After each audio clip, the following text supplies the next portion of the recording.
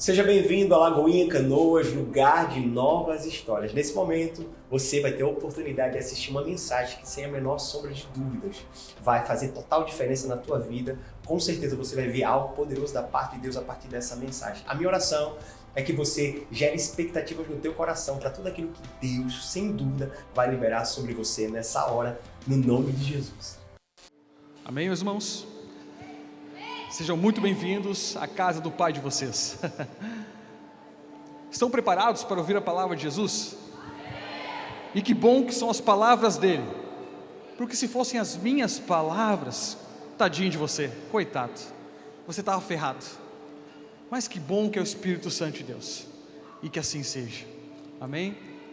Que nós possamos realmente amar a palavra de Deus, amar a Deus sobre todas as coisas. Que nós possamos viver a sua palavra e buscar andar nela. Que nós possamos verdadeiramente amar a igreja de Jesus. Assim como Cristo se entregou por ela, nós precisamos amar a igreja de Jesus. Você é igreja. Você precisa amar a si mesmo. Você precisa amar o seu cônjuge, seus filhos, seus netos. Você precisa amar os seus tios, seus amigos, seus irmãos. E também você precisa amar a si mesmo, porque você é obra preciosa de Jesus. Você é filho amado. Você é filho amado do mesmo Pai. Esse Pai que está aqui nessa noite e quer se revelar a todos nós. Amém, meus irmãos? Abra a sua Bíblia em Atos capítulo 17.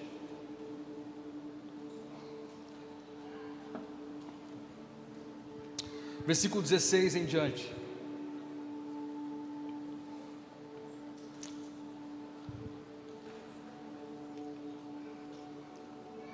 Amém, glória a Deus. Estou aqui com a minha xícara maravilhosa, né? Aqui, ó. Glória a Deus. Mas os colorados também são bem-vindos. Os colorados são bem-vindos, mas eles precisam se converter. Amém. Glória a Deus. Abra sua Bíblia, Atos capítulo 17. Você vai abrir e não feche ela por nada nessa vida. Por favor, não feche. Não feche, de maneira alguma. E diz assim a palavra de Deus: enquanto Paulo esperava por eles em Atenas, sentia grande indignação vendo a cidade cheia de ídolos. Por essa razão, discutir na sinagoga com os judeus e os gregos tementes a Deus. E todos os dias na praça com os que ali se achavam, alguns filósofos epicureus e estoicos puseram-se a debater com ele. Uns perguntavam: o que esse falador quer dizer? E outros diziam: parece ser propagador de deuses estranhos. Pois Paulo anunciava a boa nova de Jesus e a ressurreição. Versículo 19: então o tomaram e o levaram ao Areópago e disseram: podemos saber que ensino novo é esse do que falas? Pois estás nos anunciando coisas estranhas. Portanto, queremos saber o que é isso. Todos os atenienses, como também os estrangeiros que ali residiam, não tinham outro interesse a não ser contar ou ouvir a última novidade. Então Paulo ficou em pé no Areópago e disse: homens atenienses, em tudo vejo que sois excepcionalmente religiosos, porque ao passar e observar o objeto do vosso culto, encontrei também um altar em que estava escrito: ao Deus desconhecido. E é exatamente a estes que honrais sem conhecer que eu vos anuncio: o Deus que fez o mundo e tudo o que nele há, o Senhor do céu e da terra, não habita em templos feitos por mãos de homens, tampouco é servido por mãos humanas, como se necessitasse de alguma coisa, pois ele é mesmo que dá a todos a vida, a respiração e todas as coisas. De um só fez a raça humana para que habitasse sobre toda a superfície da terra, determinando-lhes os tempos previamente estabelecidos e os territórios da sua habitação, para que buscassem a Deus e mesmo tateando não pudessem encontrá-lo, e de fato não está longe de cada um de nós. Versículo 28: pois nele vivemos, nos movemos e existimos, como também alguns dos vossos poetas disseram, pois dele também somos geração. Até aqui. Obrigado, Jesus, pela tua palavra. Obrigado por esse culto maravilhoso, que é para a Tua glória, que é para o Teu louvor, Jesus. Abra os nossos ouvidos, abra o nosso entendimento agora, Senhor, e fala aos nossos corações, em nome de Jesus, Pai. Nós repreendemos toda ação do maligno contra a Tua igreja, que haja agora um romper dos céus sobre nós, que a Tua palavra seja uma espada afiada de 2 gumes, que vai entre juntas e medulas, entre a alma e o espírito. Eu te peço, Espírito Santo, fere-nos com a Tua palavra nessa noite, fere o nosso coração com a Tua verdade, que tanto nós precisamos nesses dias. Fere-nos, Pai, nos dá fome e sede da Tua palavra, que possamos sair alimentados pelo Senhor, e tudo para a Tua glória e para o bem da Tua igreja, em nome de Jesus. Bem, meus irmãos, eu quero falar com vocês a respeito de Paulo, quando ele estava em Atenas. Mas antes disso, Paulo estava preso com Silas na prisão, e deu todo aquele alvoroço, eles foram libertos, e Paulo seguiu o seu caminho e foi pregar em Tessalônica e após em Bereia. Chegando nessas cidades, Paulo, primeiramente em Tessalônica, ele começa a pregar o Evangelho, ele começa a falar a respeito de Jesus. Alguns tantos são convencidos pela pregação, pela palavra de Paulo, mas outros tantos não são convencidos, como ficam irados com a pregação exposta de Jesus. Então aqueles homens atenienses, aqueles homens de Tessalônica começam a perseguir a Paulo, começam a buscá-lo, encontrá-lo. Eles vão até a casa de Jason, um crente fiel a Jesus, e vão atrás de Paulo na casa dele, mas não acham ele. Ele está sendo perseguido por causa do Evangelho. Então depois disso ele vai para Bereia, e Bereia, lá os homens também ouviram a pregação do Evangelho. Alguns tantos acreditaram, como os bereanos são conhecidos por aqueles que analisavam as Escrituras. Os bereanos eram aqueles crentes que abriam a Bíblia e não fechavam mais, e ficavam analisando o pregador, ficavam analisando o pastor. E eu te peço, em nome de Jesus, não feche a tua Bíblia, fica com ela aberta. Eu te peço somente uma coisa: fica me analisando, fica me julgando nessa hora, para ver se eu estou pregando de acordo com as Escrituras, porque se eu não tiver, você deve me cobrar no final. Nós precisamos pregar a palavra de Deus. Nós não precisamos de filosofias humanas, conceitos humanos. Nós não precisamos de apresentações pirotécnicas aqui. Nós não precisamos de nada disso, além da palavra de Jesus, que é vida e vida em abundância. Em nome de Jesus.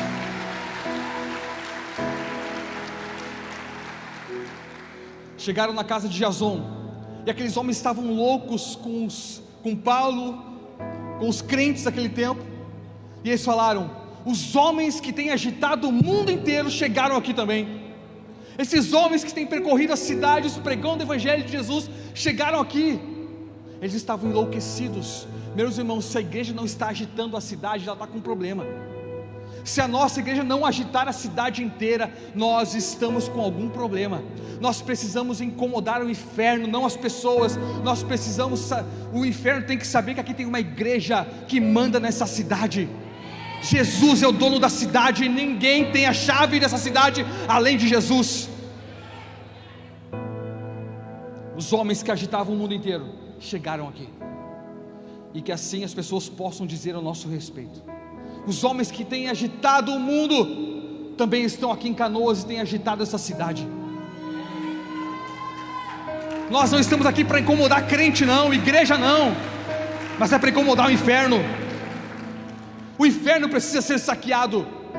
O interessante é que nós não estamos entendendo a nossa relação no reino de Deus como filhos. Nós somos filhos e temos herança, temos direitos que nós não estamos usando. É interessante que na história do filho pródigo, o problema maior não é o filho que vai embora, que pede a sua herança, mas o problema maior é o filho que não vai embora, que fica com o pai.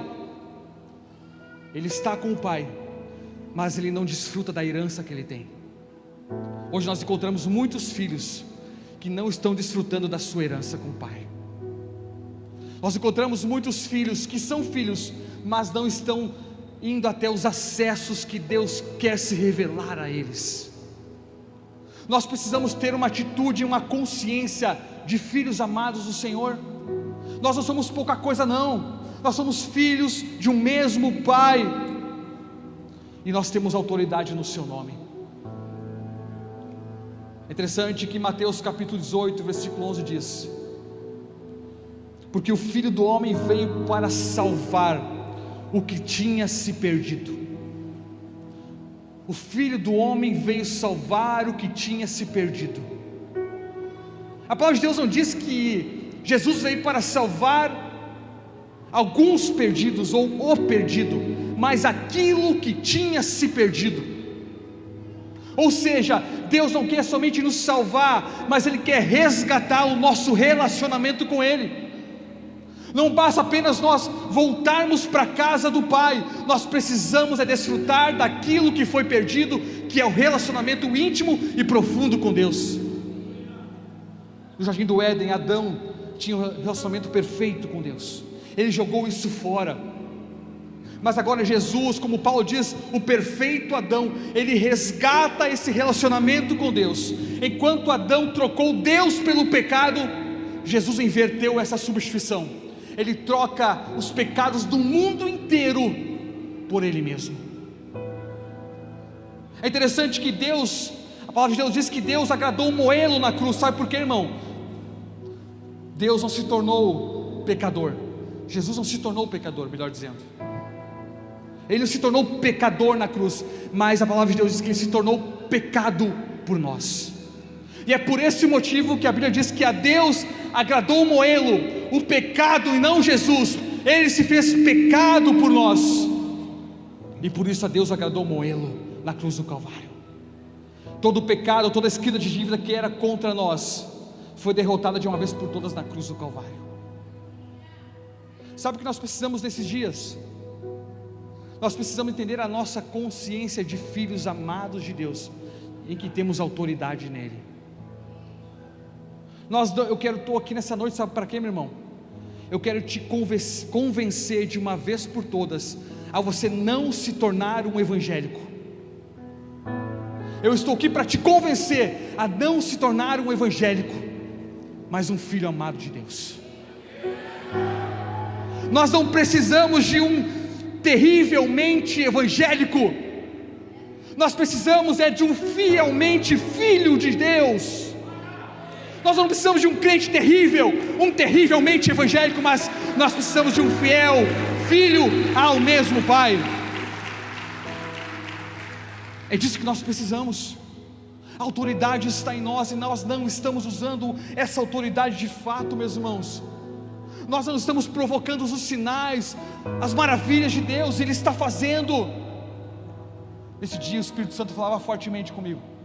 Nessa semana que eu tenho visto tantos testemunhos de cura nessa igreja, e não é por causa da minha oração, mas é porque aquilo que está em mim, eu estou provocando milagres, apenas isso, e estou tendo fé. Qualquer um pode provocar o milagre tendo fé, e será curado. Qualquer um. Eu estou ouvindo muitos relatos de curas nessa semana, e sabe o que o Espírito Santo falou para mim? Que estão chegando dias em que o Senhor vai derramar um espírito de cura sobre toda a igreja. Milagres vão acontecer como nunca nessa cidade. Milagres miraculosos vão acontecer como nunca. Se prepare, igreja. Eis que estou fazendo uma coisa nova, e já comecei. Pega isso, igreja. Nos próximos dias, você pode cobrar de mim. Nos próximos meses, o Senhor vai fazer milagres extraordinários no nosso meio. Aplauda Jesus.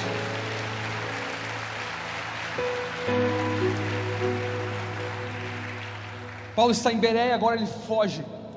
Ele vai para Atenas. Os que estavam com ele mandam para Paulo, vai para Atenas, fica quietinho lá, por favor, não faça confusão. O teu nome está rodando aí, eles querem te pegar. Paulo chega em Atenas, e Paulo, ele não ia ficar calado não, ele não ia ficar parado não. Paulo está em Atenas, que a cidade aonde muitos filósofos discursavam era o palco da filosofia daquele tempo.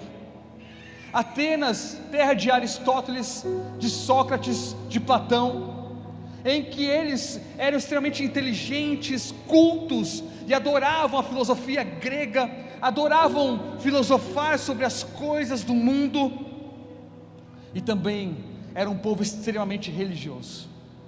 A história conta que era mais fácil encontrar um homem, um Deus em Atenas do que um homem, era muito mais fácil.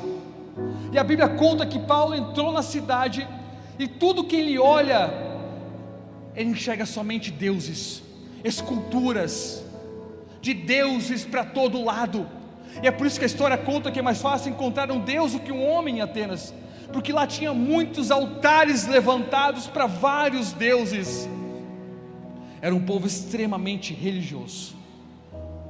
Paulo entra nesse contexto, e Paulo sabe o que ele faz? Ele vai direto para a praça pregar. Ele começa a pregar a palavra de Jesus e sobre a ressurreição. E ele chama a atenção daqueles homens. Alguns dizem, mas que novidade é essa? E eles pensam que Paulo está falando sobre mais dois deuses, ou seja, Jesus e a ressurreição. E eles ficam interessados em ouvir sobre esses novos deuses, porque eles amavam cultuar e levantar altares. Esse era o contexto de Paulo. Alguns estoicos que acreditavam que a vida era uma só, e depois disso tudo acabava. Alguns epicureus que diziam que nada muda, tudo continua da mesma forma. Eu nasci assim, vou viver assim, vou morrer assim, nada muda. Esse era o contexto da filosofia, do pensamento daquela cidade. Muitos deuses levantados. E Paulo começa a pregar o Evangelho. É interessante que Paulo começa a pregar na praça, e sabe o que Deus dá para ele? Uma oportunidade para pregar no Areópago. O Areópago era o palco da cidade, era o altar da cidade, onde muitos homens inteligentes discursavam, falavam a respeito do seu conhecimento. E Paulo então é levado para esse lugar para pregar o Evangelho. Ele tem uma oportunidade de ouro de falar a respeito de Jesus no palco da cidade para todos ouvirem. Então Paulo começa a discursar, e Paulo diz assim, ele começa com um elogio àqueles atenienses. É interessante, meus irmãos, que Paulo, ele não usa a palavra de Deus a partir daquele momento para pregar o Evangelho. Sabe o que Paulo usa? A filosofia. Paulo deixa a palavra de lado e usa a filosofia, como diz em 1 Coríntios 9:22, me fiz de louco para ganhar os loucos, me fiz de tudo para ganhar a muitos, a fim de que alguns sejam convertidos. Então Paulo agora, conhecedor da filosofia, conhecedor da história, Paulo agora começa a usar a filosofia para pregar para aqueles homens. Eu lembro que quando eu estava cursando filosofia na Universidade Federal, eu estava naquele tempo de curso, e eu lembro que eu ouvia muitas coisas loucas. Quem sabe o que é estar numa faculdade de filosofia vai saber o que eu estou dizendo. E eu lembro que um dia um aluno, o professor estava falando sobre a teoria de Aristóteles, sobre Sócrates, e a teoria era: o homem é mortal, logo Sócrates é homem, portanto Sócrates é mortal. Essa é a lógica da filosofia de Aristóteles. E quando eu ouvi aquilo, de repente um aluno do meu lado, ele se levanta e diz assim: olha, eu acredito que o homem é mortal. Os alunos olham apavorados para os lados: mas como assim o homem é mortal? Que papo estranho é esse? Sim, porque a minha religião, e ele falou o nome da religião que eu nem sei dizer o nome, porque era tão grande, era tão cheio de adjetivos que eu não consigo nem lembrar. Porque a minha religião diz que nós somos mortais, imortais. E eu, nossa, fiquei assustado assim. E na hora eu pensei: mas é verdade. Então eu falei assim: eu acredito em ti, eu também estou contigo nessa. porque a minha fé também diz que ainda que eu morra, eu ressuscitarei com Cristo naquele grande dia, porque Jesus é a ressurreição e a vida, e aquele que está nele, ainda que a morte venha, nós teremos vida eterna com Cristo Jesus, porque Jesus venceu o inferno e a morte, não há o que temer, nós temos vida eterna com Cristo Jesus.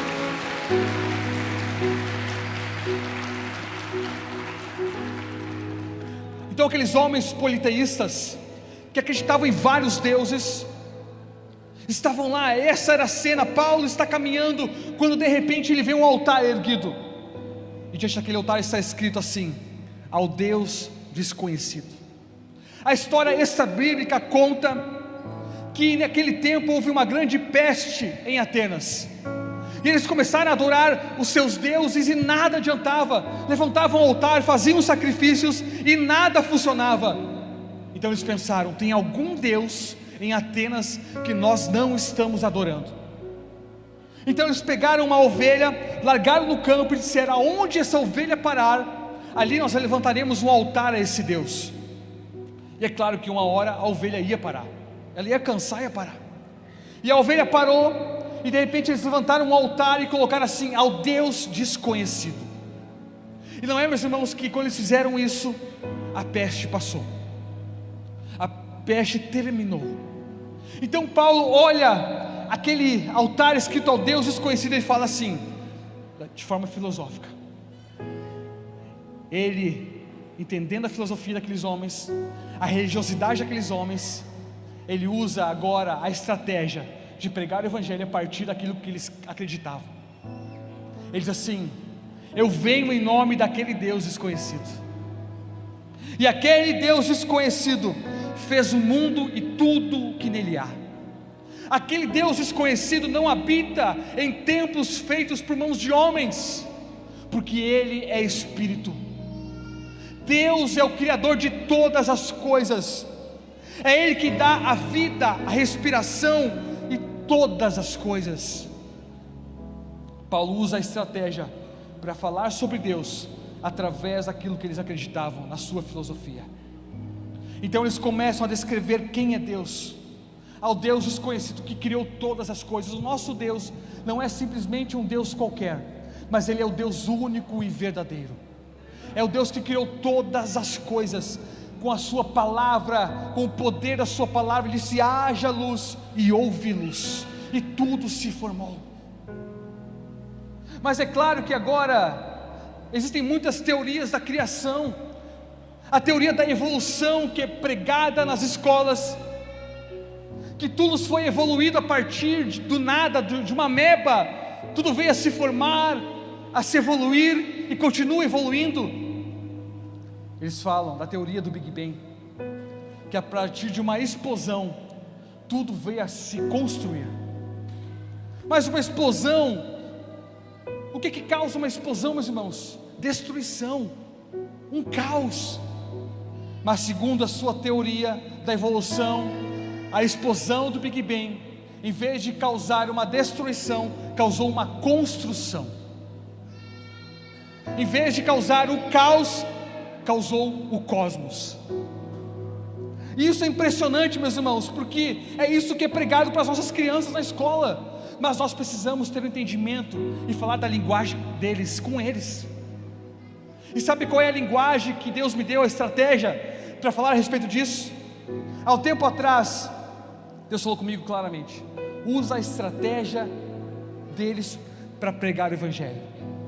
Então eu comecei a falar assim: olha, na sala de filosofia, na faculdade, eu disse: olha, eu acredito na teoria do Big Bang, eu acredito nisso, eu acredito que realmente possa ter acontecido uma explosão, que em vez de destruir tudo, construiu tudo no seu devido lugar, do caos ao cosmos. Eu acredito exatamente nisso, mas somente um arquiteto poderoso poderia fazer isso, por trás disso. Deus poderia realmente fazer tudo através do Big Bang. Realmente Deus possa ter usado essa maneira para criar as coisas.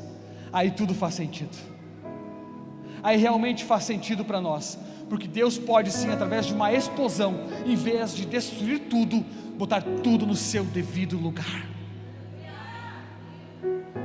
Hoje eu estou cursando uma pós-graduação em astronomia. Eu amo astronomia, e quando eu olho para as estrelas, para os astros, para as constelações, tudo revela a grandeza de Deus. No final de 2021, lançaram um novo telescópio, chamado James West, e esse telescópio achou um novo planeta, um exoplaneta que eles chamam, ou seja, um planeta que é parecidíssimo com a Terra, muito parecido em todas as circunstâncias, mas porém muito distante. É impossível o homem chegar até lá. Esse planeta que está na constelação de Hércules, não tem como o homem chegar lá. Nós olhamos para o nosso planeta solar, meus irmãos, pasmem, mas existem mais de 5.000 planetas solares, mais de 10 sextilhões de estrelas, porque cada galáxia existem 1 milhão de estrelas, aproximadamente. E se nós temos mais de 100 milhões de galáxias, como diz a ciência, a conta rápida fica 10 sextilhões de estrelas. E Isaías 40 diz que Deus conhece e chama cada estrela pelo seu nome, e nenhuma vem a faltar, porque Ele é o Criador de todas as constelações, de todas as estrelas, de tudo está sob o seu controle. Portanto, Deus que nos criou perfeitamente, para sermos filhos amados, e vermos a sua grandeza, entender que nós somos seus filhos amados, que temos acesso a essas revelações. Paulo está pregando ao Deus desconhecido. Ele está falando que Deus não habita em templos feitos por mãos de homens, porque Deus é Espírito. Aqui Paulo está refutando a teoria daqueles homens, que Deus está em um lugar, que Deus está em estátuas, que Deus se move através de templos. Não mais, Deus agora é Espírito.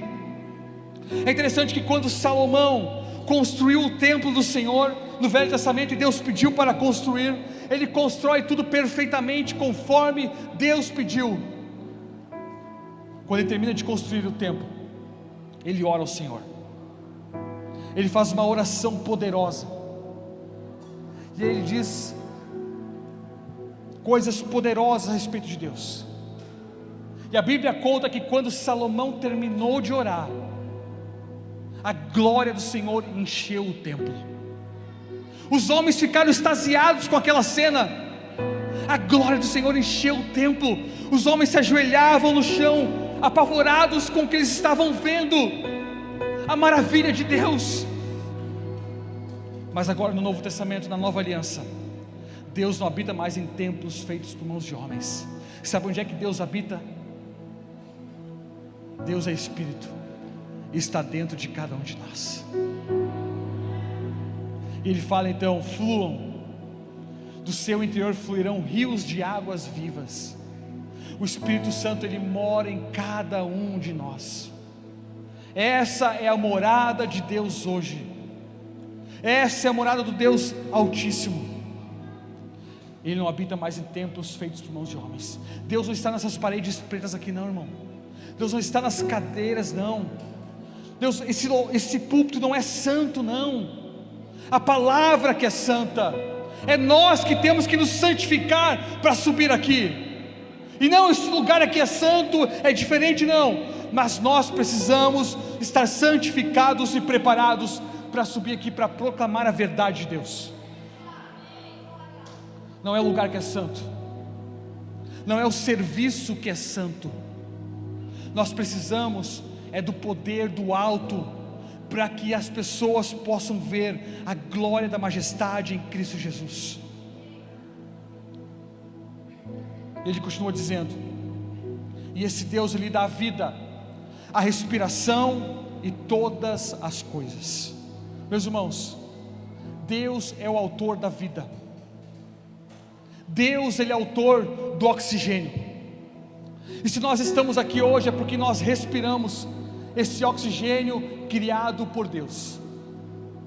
É interessante, meus irmãos, que sabe aquelas tempestades de areia do Saara?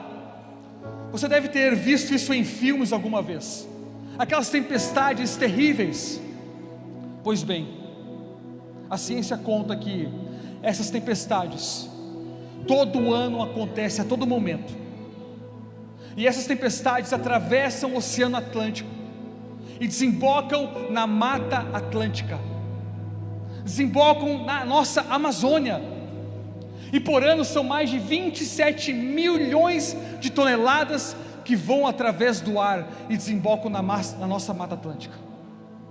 E desses 27 milhões de toneladas de areia, 2 milhões de toneladas é fósforo, que é o adubo perfeito para o crescimento de toda a árvore nativa da Amazônia. Ou seja, o plano de Deus é perfeito, Ele faz tudo perfeitamente. A Mata Atlântica, que é considerado o coração, o pulmão do mundo, porque Deus o sustenta e deixa como Ele está, dessa maneira. Portanto, Ele dá a respiração, Ele dá o ar para nós respirarmos, tudo está perfeitamente colocado no seu devido lugar, e Deus não está longe, Ele está perto, Ele está perto de cada um de nós. Agora, mais uma vez, Paulo usa a filosofia para pregar para aqueles homens, e aonde nós chegamos com o título dessa pregação: nele vivemos, nos movemos e existimos. Paulo, no final do seu discurso, ele fala para aqueles homens: nele, em Jesus, nos movemos, vivemos e existimos. Sabe que citação é essa, meus irmãos?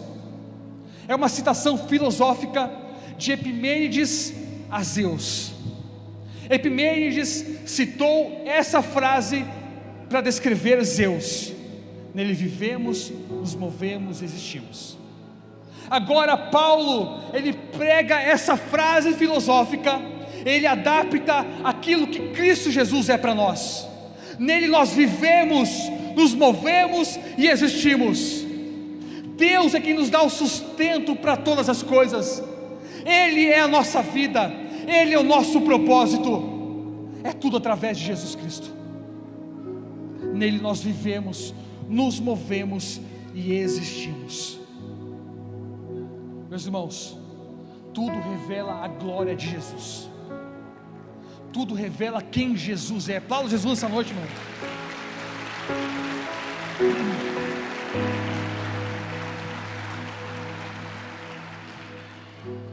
É interessante que Maomé, o profeta Maomé, antes de morrer, diz assim: olha, eu não sou o propósito. Vocês, meus seguidores, entendam de uma vez por todas, eu não sou o propósito. Confúcio, antes de morrer, sabe o que ele disse? Olha, eu não sou o caminho. Não, eu não sou o caminho. Buda, antes de morrer, sabe o que ele disse? Olha, busquem pela verdade.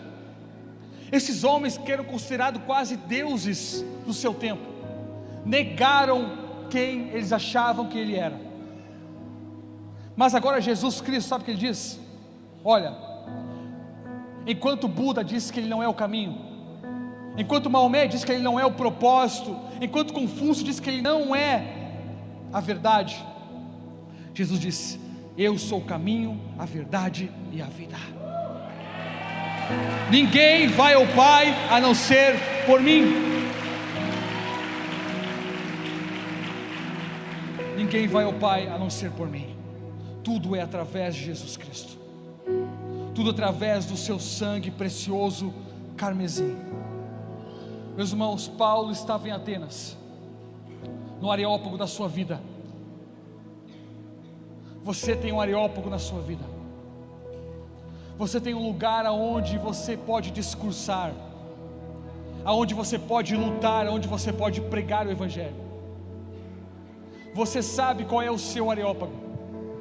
Mas eu te falo em nome de Jesus, não seja crente chato não. Pregue conforme o seu contexto. Sabe o que me deixa louco, maluco?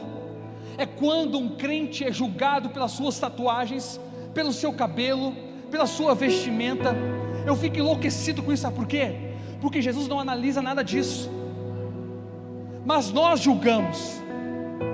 É interessante que quando o homem no Velho Testamento cometia um pecado, ele pegava o seu cordeiro, levava até o sacerdote, e o sacerdote colocava a mão sobre o cordeiro e não sobre o homem, e os pecados daquele homem eram transferidos para o cordeiro. É interessante que ainda nesses dias nós não estamos olhando para o cordeiro que é Jesus, e o último cordeiro de uma vez por todas, mas ainda nós continuamos a julgar e analisar o homem que tem pecado. Nós não estamos olhando para Jesus e dizendo: Jesus pode transformar essa vida, e nós devemos amar essa vida, mas nós estamos julgando quem pode e quem não pode. Porque ainda nós estamos julgando as pessoas, em vez de olhar para Jesus, olhar através do sangue de Jesus, que nos redime de todo o pecado. E pasmem, meus irmãos, nós estamos todos no mesmo barco, ninguém é melhor do que ninguém. Não adianta nós chegarmos até Deus: ó Deus, aqui está o pastor Ivan, eu chego diante do Senhor como pastor. Não, Ele não recebe nenhum título antes do nosso nome. Ele quer que nós chegamos adiante dele como filhos. Ó Pai, aqui está o teu filho amado, o teu filho que entende a herança do Senhor, para viver nesses dias de hoje, não de amanhã, e não de quando o Senhor vier, mas agora. Deus é o Rei de todas as coisas, Ele é o Rei dos reis, o Senhor dos senhores, o seu reino é inabalável. E meus irmãos, todo filho de rei, quando era o sucessor do seu pai, ele era sucessor, ele somente ia para o trono quando seu pai morria. Então ele era herdeiro daquilo que o seu pai tinha, do reino e das suas riquezas. Mas nós estamos num reino aonde esse rei nunca vai morrer, porque Deus é eterno. Mas também nós temos esse reino aonde nós podemos desfrutar dessa herança agora, nesse exato momento, junto com o nosso Pai.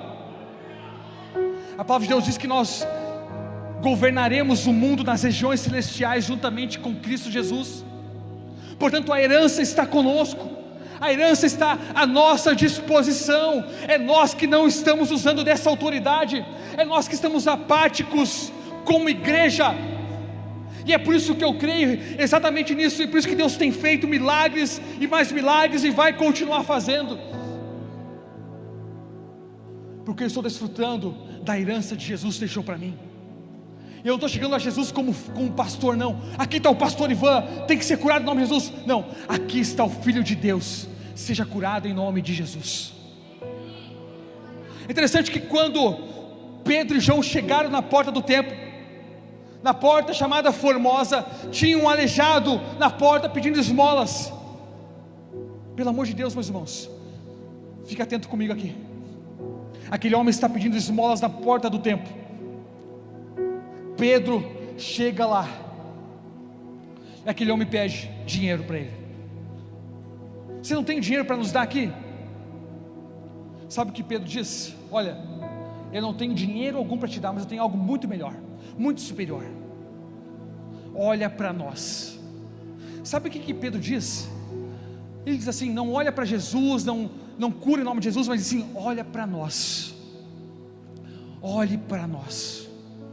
E quando aquele homem olha para eles, então ele diz assim: levanta, pega a tua maca e anda.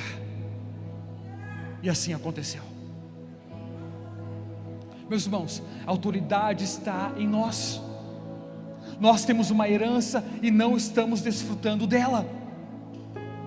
Então aquele homem levanta, saltitando de alegria, feliz da vida, e entra na igreja, no templo, juntamente com eles. Ele entra feliz, eufórico. Toda vez que Deus cura alguém, isso tem que ser revertido em adoração. O homem foi curado, sabe o que ele fez? Foi direto para a igreja. Deus vai fazer muitos milagres, sabe por quê? Porque Ele tem um propósito de trazer muitos para perto, muitos filhos que estão longe. Esse é um dos propósitos de Deus fazer milagres, e quer fazer milagres, para demonstrar o seu poder inesgotável para toda a igreja. Então aquele homem entra no templo juntamente com eles, E sabe o que acontece? Os homens começam a ficar apavorados, porque eles sabem que aquele homem estava há anos na porta do templo, um aleijado, sempre pedindo dinheiro, incomodando. Agora sabe o que acontece? Os homens começam a olhar para Pedro mais uma vez, começam a olhar para Pedro e João mais uma vez. E sabe o que Pedro e João fazem agora? Pasmem. Mas Pedro diz assim: não olhem para nós, não olhem para nós, quem fez isso não foi nós, mas foi Jesus. Ou seja, para ocasionar um milagre, nós podemos dizer: olha para mim. Mas quando chega o momento da glória, nós dizemos: é somente Jesus que faz, é somente Jesus.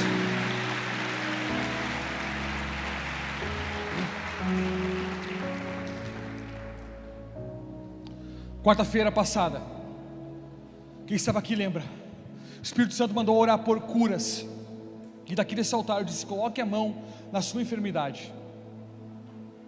Pois bem, essa semana uma irmã veio correndo ao meu encontro, feliz, alegre. Eu fiquei até assustado, mas nossa, que alegria, ela vem me encontrar. Sabe que eu sou tão bom assim, feliz em me ver? Ela vem correndo assim: pastor, eu preciso falar contigo. Eu falo: minha irmã. Pastor, quando o senhor orou por cura na quarta-feira passada, e disse para colocar a mão na enfermidade, eu coloquei a mão na minha enfermidade. Era um caroço que eu tinha aqui, uma hérnia, acho que era uma úlcera. Era uma úlcera que eu tinha aqui há anos. E quando o senhor orou, aquela úlcera desmanchou na hora. Na hora.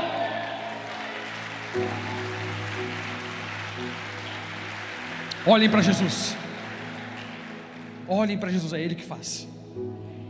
Olhem para mim, olhem na hora da cura, mas na hora da glória, olhem para Jesus.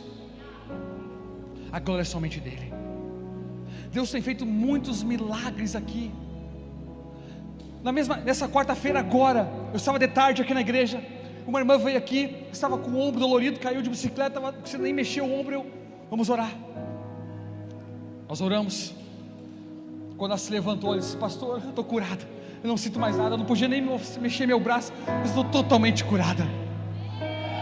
Gente, eu quero uma igreja viciada por milagres aqui. Será que tem uma igreja que pode dizer isso agora em nome de Jesus?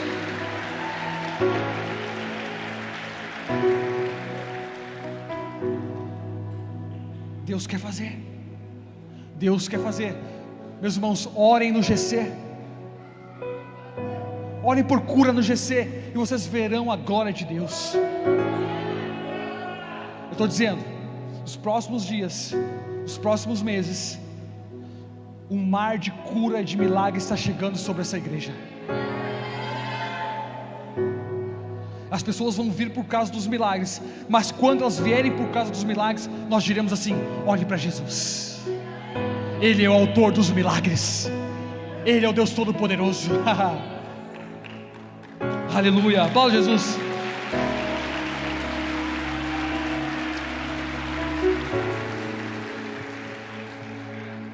Eu não sei qual é o seu areópago dessa noite, eu não sei qual é a sua dor, eu não sei qual é o seu cenário, o seu foco, o seu palco da vida, aonde nesse palco estão os seus pensamentos, estão as suas dores, estão os seus tormentos. Mas eu tenho, em nome de Jesus, tenho uma boa notícia para te dar. Jesus, Ele tem uma palavra para você nessa noite. Ele diz: olhe para mim, olhe para mim, que a palavra eu vou colocar na sua boca. Eu não sei qual é o seu areópago dessa noite, mas Jesus sabe. Eu não sei qual é a sua dificuldade dessa noite, mas Jesus pode fazer qualquer coisa. Você pode provocar um milagre hoje. Na sua casa, você pode provocar um milagre. Aonde você está agora, você pode provocar um milagre.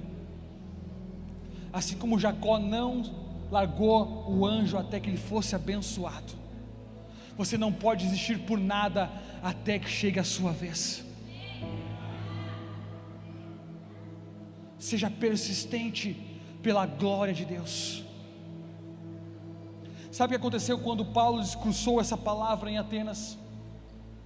O final conta que quando ele pregou sobre a ressurreição e sobre Jesus, nós encontramos 3 grupos finais dessa palavra. O primeiro grupo diz assim: quando ouviram falar da ressurreição dos mortos, uns zombaram. O primeiro grupo é aqueles que zombam de Deus, que não querem Deus, que acham isso aqui uma loucura, e realmente é loucura para quem não conhece, mas sabedoria para aqueles que creem. E realmente nós somos muito loucos mesmo, e quanto mais louco, melhor. Vamos ser loucos, gente, por Jesus. Tem que ser meio louco para provocar milagres, tem que ser intencional. O primeiro grupo zombaram. O primeiro grupo zombou. Está tudo certo, beleza, uma hora Jesus te pega. O segundo grupo, eles falaram assim: olha, sobre estas coisas nós ouviremos uma outra vez. Então o segundo grupo é aquelas pessoas que vêm, mas dizem assim: não, mas eu acho que eu vou, não vou não, esse negócio de ser crente, evangélico, não é para mim não. Mas é isso que eu geralmente não quero de você, exatamente isso que nós não queremos, que você se torne um evangélico, um crente, mas apenas um filho amado de um mesmo pai. O segundo grupo foi esse: não, vamos deixar para depois eu me converto, depois eu vou para a igreja, deixa eu aproveitar a vida. Gente, quem aproveita a vida de verdade é quem está nos braços de Deus, é quem está desfrutando disso aqui.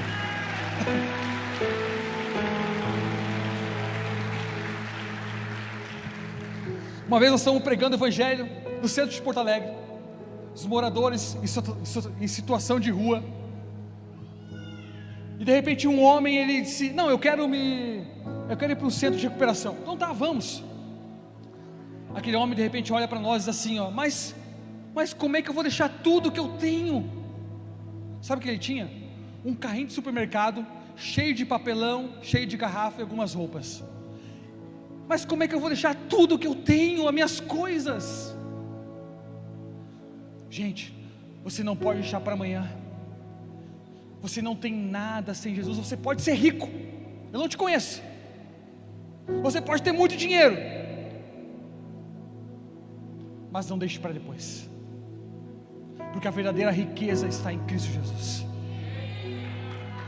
está em conhecê-lo, em viver para a sua glória.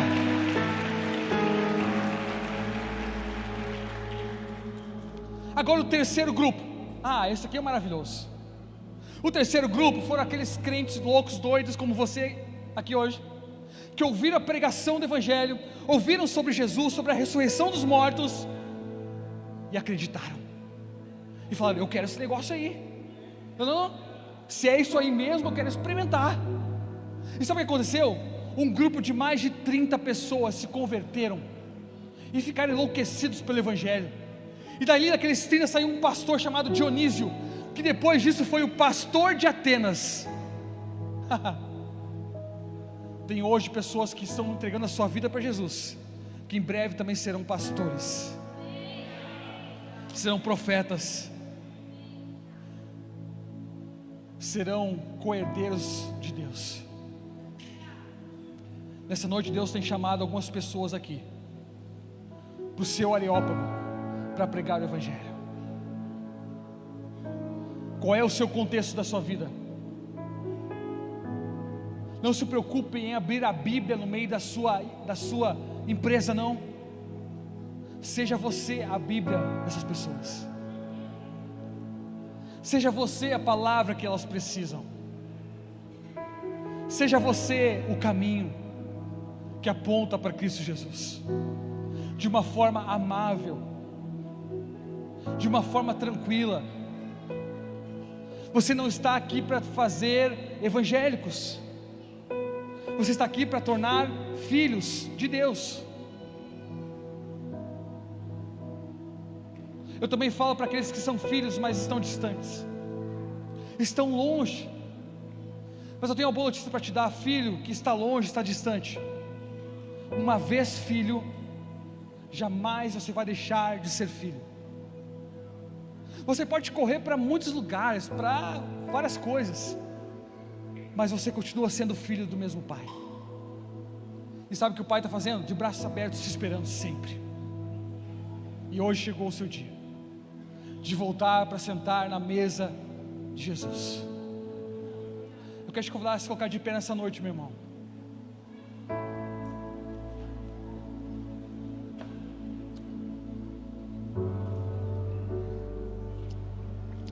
Quais são as nossas armas que nós estamos usando para pregar o Evangelho?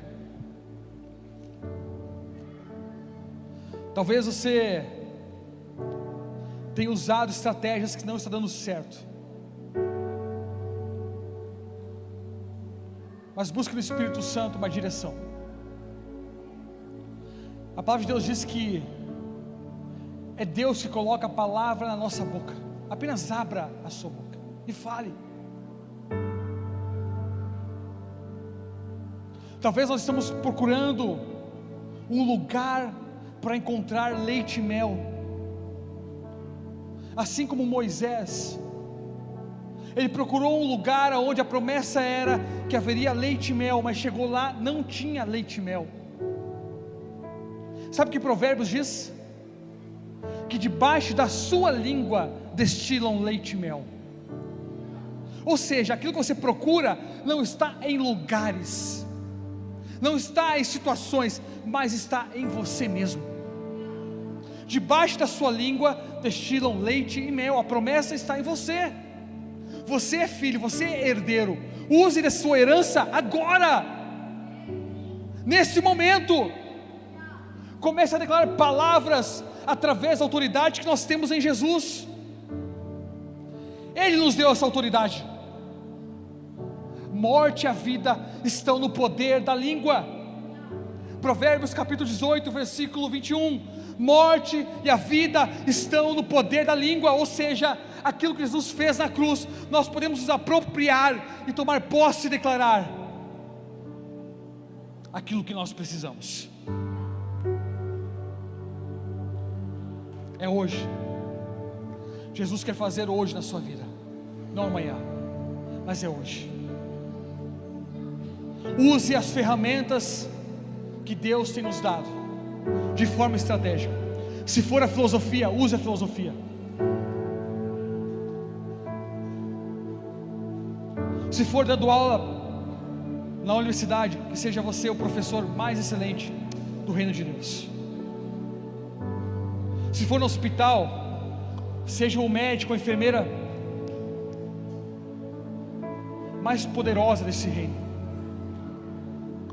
Faça o seu trabalho para a glória de Deus. Para a glória de Deus.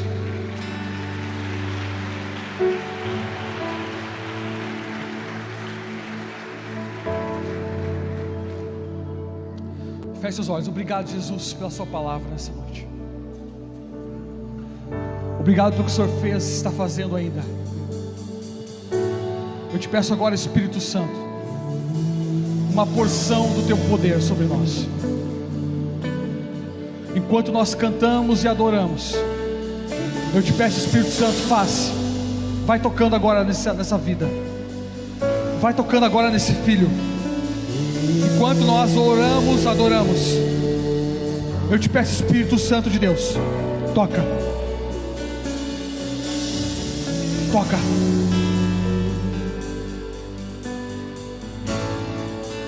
Toca, Espírito Santo. Espírito Santo, enche-nos com a tua presença. Nos dá um enchimento nessa noite da tua presença. Aumenta a tua glória aqui nessa noite, Espírito Santo. Aumenta a intensidade agora do teu poder. Faz algo novo. Faz algo poderoso nessa noite. Nós cremos nos teus milagres, Espírito Santo. Eu creio nos teus milagres miraculosos. Eu creio no teu poder. Eu te peço, derrama agora a chuva sobre nós. Que o rio do teu Espírito Santo possa percorrer agora em cada canto dessa igreja. Que haja agora um contentamento do Teu Espírito Santo. Que haja risos de alegria agora no Teu Espírito Santo. Libera agora, Espírito. Libera agora, Espírito Santo de Deus. Uma alegria agora incomum. Espírito Santo de Deus, faça algo novo nessa vida. A tristeza vai embora, a alegria toma conta agora em nome de Jesus. Que haja um renovo agora, Espírito Santo. Que as lágrimas possam rolar, não de tristeza, mas de uma alegria, de um sentimento que é o Teu poder, que somente o Teu poder pode fazer. Vem, Espírito Santo, vem sobre nós. Vem sobre nós, Espírito Santo. Você que foi tremendamente abençoado por essa mensagem, eu queria te pedir no nome de Jesus para entrar em contato conosco através do link que está na descrição desse vídeo. Nós queremos te ajudar a viver esse novo tempo, nós queremos te ajudar a viver essa nova história. Eu já tentei viver uma nova história sozinho, mas não consegui. É necessário sim da ajuda e do apoio de tantas pessoas para que a gente possa de verdade viver aquilo que é bom, perfeito e agradável da parte do Senhor, para que você possa viver esse novo tempo, essa nova história. Sem dúvida, você vai precisar do apoio e da ajuda de muitos de nós, e nós queremos ser esse lugar de conforto, nós queremos ser esse lugar de segurança, nós queremos ser esse lugar de renovo, nós queremos ser esse lugar de libertação, nós queremos ser esse lugar de salvação, nós queremos ser esse lugar de novas histórias para você, no nome de Jesus. Por isso eu te peço, entre em contato conosco através desse link e vamos juntos viver uma nova história.